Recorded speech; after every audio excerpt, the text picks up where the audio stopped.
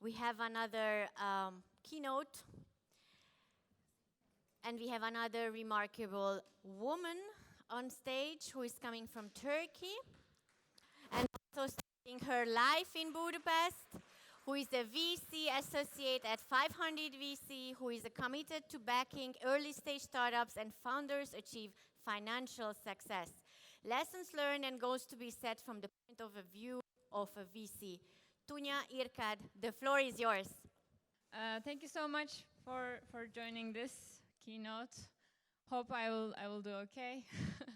But so prepare your questions in the meantime. I will be happy to answer all of them at the end of the keynote. Do we have a timer, by the way? I'm really bad. Where is it? Oh, okay, perfect. All right, so I will be talking about lessons learned, during my career, which is not that long. It's been 3 years now. But actually, I found them really relevant. These are all the learnings that I validated with the founders in my network.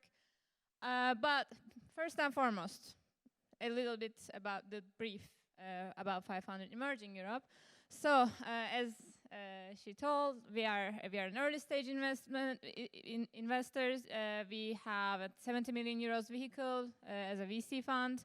We have been deploying the fund since the beginning of 2021, and we are aiming to be a global powerhouse for the regional talent. And so far, we've invested in around 30 startups. Still haven't announced a couple of them yet. But yeah, mainly our focus is early stage, but it's in a wide range from an idea to MVP. So actually, we value talent a lot. Not only, as some of you might imagine, like it's not only the post-traction companies with a slight growth or whatever, but we actually value talent before investing. And actually, 80% of our decision making is based on the talent itself, which are the founding team. So actually, I wanted to put this slide. There are like a few of our startups, I think, missing. But it's actually, it shows the perfect balance from idea stage to even traction companies that we invested. While we were deciding on our first tickets, actually it was based on, what they were. Of course, like these are the main clusters, but, it's of course like there are fragments of that. But you can see that we are interested in investing in startups in various stages. In idea stage, in early stage. So also we're industry agnostic from dev tools, AML. You can see like the whole variety of markets here. You'll see fintech companies, gaming companies, sales tech companies, and whole other bunch of other verticals like health tech, ed tech, HR tech, marketplaces, and prop tech. So about our main topic. So actually, I would like to talk about a bit of what I learned. Even like a year ago or so, I published a published a LinkedIn post, I guess. And I will talk about that a little bit. I will talk about that a bit more detailed manner. But again, please prepare your questions so we can talk about them later as well. I actually, the concept is before I joined this market, before I become an analyst and an associate, I had a view, I had a context before joining. So I was thinking, of course, I had an idea of what a VC or an angel investor look like or what they do.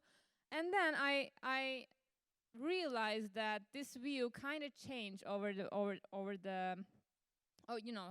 time course, and I realized that it's right now the vision in my head is much more different than what I was thinking. So here today I'll be talking about that a little bit. So before joining the VC world, I thought that actually founders a dime a dozen, and I am me as a supply, which is like venture capital or capital itself, I was more scarce than founders. then I realized it's like looking for a needle in a haystack. So you have to be very diligent in finding quality founders, and actually the demand is more scarce than the supply. So especially while we started investing, which was at the beginning of 2021, many of you might even heard that the capital was there, and even the international VCs were very looking at our region, which is covered like Central Eastern Europe, as I mentioned. But I realized, especially while we were competing with international investors as a VC, I realized that you have to be more diligent. I mean, it's a luxury of thinking that you are more scarce. So actually, we have other channels to look at that. But actually, after 2021, we've seen a bit of a decrease of unicorns, which actually kind of gives you an idea of what you should be looking for, which is actually we call them mafias in the startup world. So in the United States, there were PayPal, out of which other unicorns have started by the talent in PayPal. And in Turkey, this is an example. Actually, this is in Turkey. It was the first unicorn, Peak Games. It was acquired by Zynga, and we had many companies founded by the talent from Peak Games. So actually, this is where you should.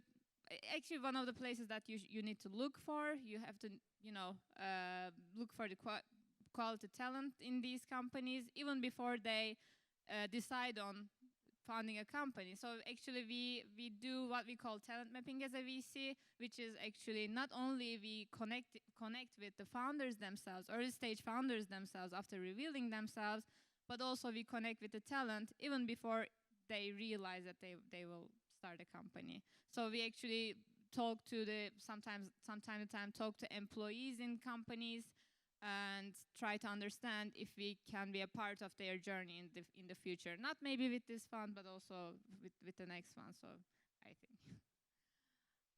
So this is what we look for in a founder: eagerness to learn, speed in execution, grit, drive, insight, sales ability, and many other things. So these are our criteria, but it's of course not limited to that. But I can assure you that is 80% of our decision making is based on founders. And actually, I thought that you had the luxury of only investing in post-traction startups, but it's actually, especially as an early stage, post-traction would be very much of a luxury as well. So we need to be involved in early stage VCs as early stage ventures as early as possible. And also, we were, how much time? Okay, perfect. I also thought that investing in growth stage is more competitive than early stage, but in truth, it was way more competitive. Early stages was way more competitive because, like the multipliers were much, especially in 2021, it was much higher. And as a VC investor, you only analyze, I thought you only analyze growth and competition or scout the startups for the process and then wait for them to have the growth. But actually, especially if you look at our portfolio, you'll see that we've invested in idea stages, or sometimes I call it that way and people find it funny, but pre-idea stage, which means that, of course, like we know that there's an idea, we know that they will do something, but we actually, again, like since our decision process is based on founders themselves, like 80%, this means that actually we kind of look at it as a pre-idea stage. So it will change a lot, they will pivot a lot, and we know that, but we actually invest in founders themselves. So, in order to reach out to these talent base, you have to be visible and accessible. So this is what I learned. Of course, like as a VC, as an individual and as an institution as well, you have to be more competitive. So you have to be more diligent. You have to have at least like a full grasp of several markets that you're looking into. But of course, you have other things to do. So this is why we travel a lot as a VC. All of our team members are everywhere. I moved to Budapest like a while ago to engage with the ecosystem here and also surrounding ecosystems like Croatia, Serbia, And also, we are very visible in these technology news outlets. And of course, we also organize a lot of events, including here with the help of Startup Hungary. And we also organize our own events in surrounding ecosystems, again, like Croatia and Serbia. We do office hours in order to engage with the ones who have an idea. We also engage with founders during our founder dinners. So yes, and we also as well as organizing our own events, we also participate to other events like this one. So I thought before joining VC, I would create value for founders, which it turned out it's a silly thought because founders are creating the value themselves, and you as a VC can only expect to get a pie from this. Of course, like you need to do your best. We actually have a talent team. We support our founders to hire for their senior and junior teams. We also do portfolio support quite often. We do intros, but the exact value is created by founders themselves, building the product heads down, and we only can support them as much as they direct us, or as much as they want us, not too much, or not more than they want us to. So this is actually our limit. We don't want to get in the way as a VC. This is not our philosophy as 500 Emerging Europe. But again, as much as they need us, we will be there. So I thought before joining the VC, I thought that if you don't understand what a startup is building, you don't invest in them. This is the biggest luxury that you can have as a VC. So it's actually also a stupid thought, and actually you kind of count yourself lucky if you understand what a startup is building, like 5%. We do our due diligence for a week, and we also get together with the founders as much as we can to understand it at our best. But of course, I mean, the markets are really, really complex, especially if you are a generalist VC and if you are looking at almost all the markets. Actually, especially if in deep tech space, you count yourself as lucky to understand it 5%, and you believe in the founders, and you kind of learn on the way. Yeah, I mean, it's. I thought you invest in the ideas and business models, but I also, I told you before that you invest in the founder themselves, and. Actually, yeah, and this is a funny one. I thought passing a deal is much more, much easier than investing. I thought it was like if you have like one or two reasons, then you pass a deal. But I mean, it's again like I think it's our philosophy as a VC, also my individual one, but also like as an institution, as a team. We kind of try to make sure that 100%, which is actually like not quite possible, but we do our best to make sure that 100% that the deal is not in our course. So we actually do a lot of due diligence, even more, to make sure that we are passing a deal for the right reasons. Of course, like as a VC is a riskiest asset class. So sometimes you also miss deals as well. But you need to make sure that the deal that you pass or miss is the one that you're not interested in. So actually, you have to do the due diligence, even though you're passing on a deal. Oh, so actually, smart money. This is a very commonly used term, I guess. So I think for being the smart money as VCs should be by default. So we should give something else other than the capital, right? I mean, this is why we call ourselves VCs. Of course, it's again like not creating the value itself. The founders are the ones to create the value, but you have to do your best to give something other than that. And this should be your competitive advantage if you compare yourself to the other VCs in the region. So being the smart money should be, again, like by default, is being the smart money is not your competitive advantage. It's mostly how you provide it. So again, like as I mentioned before, it is mostly that our talent support, portfolio support. We have a big global organization, comes with a big network. So we have in our global portfolio GitLab, Algolia, huge technology companies. And we kind of support our portfolio companies, especially for example, to give you an example, like the B2B ones, to do customer discoveries with these huge companies, which actually not comes very easy, especially you don't have the network. So we kind of give them this in the list. So we kind of help them to find the right customer discoveries. We come down with a short list, and they kind of pick them, and we introduce them, and they do they do the customer discovery, and it comes in very handy, especially in early stages, shaping the product, building the product in the meantime. I think that was it. I think I have 5 more minutes. Yes. Okay. Perfect. Did I do right? Okay. Right. You did perfect. Thank you so much. Okay.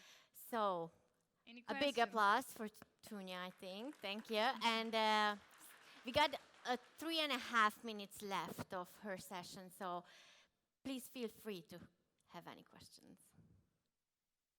No? Oh, perfect. Thank you for the presentation. My question is that you mentioned that you invest in talents, and the question is that do you apply any kind of specific methodology, tools, or anything assess the team or the founders? That's an amazing question. Thank you so much. So we have very mainstream tools. So to source this deal, by the way, our talent mapping has more than one aim to have. One is, of course, creating a talent pool for our portfolio companies, but even I think in more priority, it's finding the talent to invest if they start a company. What we do actually, so as I mentioned like earlier, there are unicorns in the region, right? And there are several ones like Peak Games, for example, from Turkey. So what we do is to always scrape the talent that are employed in the meantime or in the past by these companies, and we kind of reach out to them if they are interested in talking to us, learning what a VC do, and learning how can we support them in the future. So we do like 30 minutes call with these talent. Actually, before our talent analyst was doing that, but in the meantime, we kind of realized that idea stage is our sweet spot. Not seed, not pre-seed, but idea stage. Or again, the stage that I call like pre-idea. So kind of all the investment team started doing that. I also started doing that. We actually, 2 days ago with Startup Hungary, we actually organized a founder shuffle. This founder shuffle event is actually, we only invite 10 people to these founder shuffles. These 10 people are not founders currently. But they know that they would like to become founders in the future, and they would like to find a partner for this journey. And actually, this is like a speed dating event. We shuffle them all, and we actually foster communication for 10 minutes, and they kind of try to meet with each other to try to understand what they would like to build in the future. And if they found a company, hopefully we will be the first to know. So we have like different tools, of course, like mainstream ones, like LinkedIn. We scrape like GitHub. We actually scrape all the contributors that are emerging from Central Eastern Europe, and we kind of would like to understand if also they would like to become founders in the future. Of course, we also do organize some events for that as well. Thank you. Okay, thank you very much. And Thank again, you.